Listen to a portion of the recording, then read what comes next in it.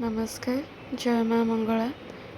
एटा हूँ मोर fast long video जो थे कि आज मंगलवार 18 तारीख थिला आ मंगलवार ओषा लगी मुझे फूल तोली आनी आ गाधे सारी आसी ये पूजा प्रिपेयर करुँची जो थे कि पूजा कर सारे माँ को भी पणा दे सारी ये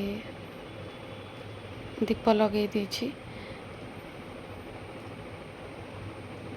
तो माँ को मु सब मंगलवार दिन एमती पूजा करे पणा देके जेहेतु आम ये क्वार्टर रे रोचु तो से भली किसी व्यवस्था नहीं जो थे कि जमती गाँव में कदली पत्र रे दि जाए। तो ये मो पाखे जी भी जिनस अच्छी मुझे माँ को पणा दिए। तापरे एबे मो निजपाई गोटे पणा बनई जोटा कि सागु रे तैयारी करिछि। सागु कदली दही ता सहित जागरी पाउडर आउ टिके मुसली ये सब देकी मुझा मो प्रिपेयर करछि। आपण मानू भी सजेस्ट करी कि एमती भी घरे थरे बनई कि पियंतु। मते तो फास्ट टाइम पे बहुत भल लगिला आपण मानू भी भल लगे। एमती आपण जो दिन भी आपणकर ओषा थी खावाई सका एमती किसी इच्छा नमती सागु भिगे कि आपण पी पारे भल लगे देहपाई भी बहुत भल। आपण एमती के ट्राए करंतु और केमती लगिला मते कमेंट सेक्शन रे जनइबे। मते तो पी कि भल लगी।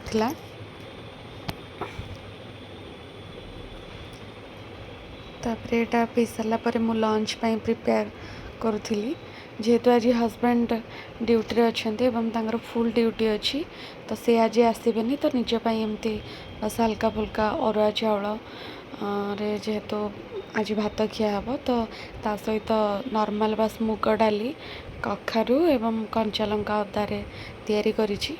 तो ये मुग डाली पकईकि डाली को सीटी दवापाई प्रेसर कुकर बसौची। एमती भी के डाली भी ट्राए करंतु साधारे बहुत सिंपल उपाय रे बस खाली कंचा लंका अदा तेल जीरा सोरिष आपण हिसाब से आपड़ जहाँ भी डाली रे ऐड करने चाहती पकई पारे। मु बस आज नॉर्मल जेहेतु एका ही खाइबी तो एतिकी ही जिनस ऐड करिछि डालमा डाली पाई।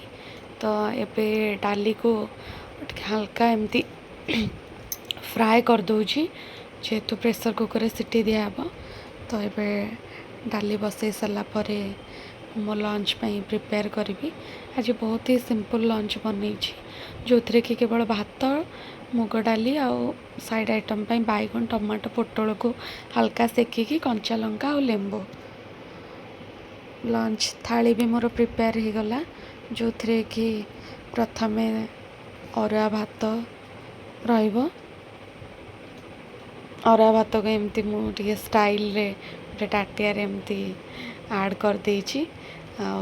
तापरे आमर भात ऐड हो सारा पर आपण देखिपे मुता सहित डाली ऐड करिछि जोटा कि मुग डाली रे आपण मानक कहूली मुग डाली बनई देछि। एवं साइड रे एमती डाली के बनातु भल लगे इंस्टांट बनइब भल लगे खावाई मत तो बहुत भल लगे। आपण मैंने भी बनईकि खातु भल लगे। ता सहित हल्का फुल्का बस बैगन पोटल टमाटो को सेकी देछि तेल रे बस फ्राए कर देछि ता सहित कंचा लंका आउ लेंबू एटा ही मोर आज लंच थाली मो मु निजे बनई थी। या परे जेहेतु लंच खाई टिके रेस्ट नहीं जाइली तो डायरेक्ट संध्या बेला समय रे ही उठिकी फास्ट वृंदावती को दीप जाली सारा पर पुणी भगवान को पाखरे जो ठाकुर रखी सेठे जाकि दीप लगे देती।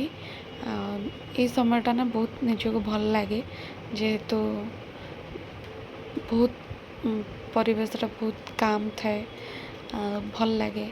तापरे मंगला स्तुति ये पढ़ी देती जेहेतु सब बड़े मंगला स्तुति पढ़े लक्ष्मी स्तुति भी पढ़े तो ये पढ़ी देती। तापरे डिनर पाई हस्बैंड का डिमांड रे आज रुटी और यखनी पनीर बनौली तो ये अटा को चकड़ी दूची रुटी तो नुहे परटा ही बनई जेहेतु आज मंगलवार मु तो निआरे सेका रुटी खाइबिनी तो से मुटा परटा बनई आईटा गोटे नुआ डिश बनाऊँगी जोटा कि अखनी पनीर बिना पियाज रसुण रे आपण घरे बस कैप्सिकम आउ टमाटर रे बनई पारिबे जो कि फास्ट आपण को काजू चारमगज बस भिगेकी पेस्ट करिकी तेल रे ऐड करिकी आपण कैप्सिकम को जो स्टाइल भी आपण काटी पारिबे पनीर को टमाटो को मंजी काढ़ी देकी एमती थरे बनातु जोटा कि आपन को बहुत भल लगे।